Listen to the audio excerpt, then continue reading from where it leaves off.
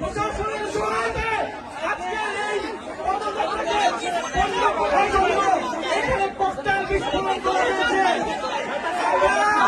এই সরকারকে, এই স্বরাষ্ট্রমন্ত্রীকে হুঁশিয়ার করতে চাই, বলতে চাই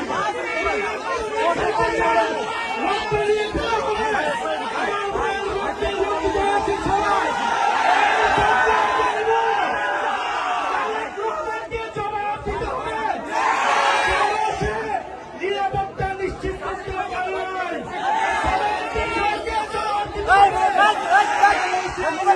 নিশ্চিত করতে পারে নাই। আপনারা করতে গুলি চালান, বোমাবাজি করুন, এনসিপির পদযাত্রা চলমান থাকবে। প্রত্যেকটা উপজেলায় আমরা জুলাই পদযাত্রা নিয়ে যাব, জনগণের গণনায় বাস্তবায়ন করব, বিচার নিশ্চিত করব এবং সীমান্তের সুরক্ষা সহ তরুণদের কর্মসংস্থান সকলভাবে আমরা নিশ্চিত করব। আমরা হুঁশিয়ারি দিতে চাই, এই সবার যারা দায়িত্বরত হয়েছে, পুলিশ প্রশাসন, ডিসি, কেন বিদ্যুৎ ফেলে গেল, কিভাবে ককটেল বিস্ফোরণ হলো, সে কি করে, সে কি নিরাপত্তা নিশ্চিত করেছে এলাকাবাসী,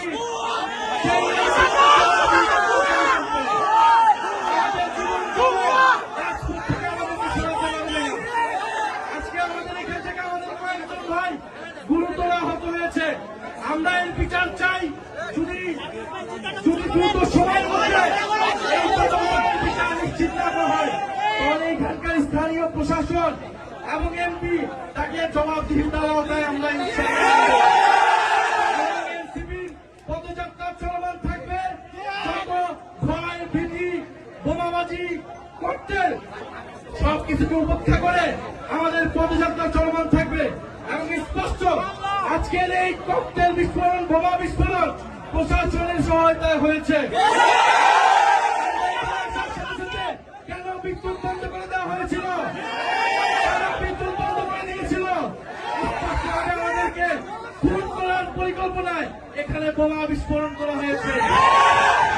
বিচার চাই, কোন সন্ত্রাসীর ঠিকানা এই সাভারে হবে না। যারা গণহত্যাকারীদেরকে প্রশ্রয় দিবে, যারা সন্ত্রাস চাঁদাবাজি খুনিদেরকে প্রশ্রয় দিবে, যারা দুর্নীতিবাজকে প্রশ্রয় দিবে, তাদের পরিণতি ফ্যাসিস্ট আওয়ামী লীগের মতো হবে।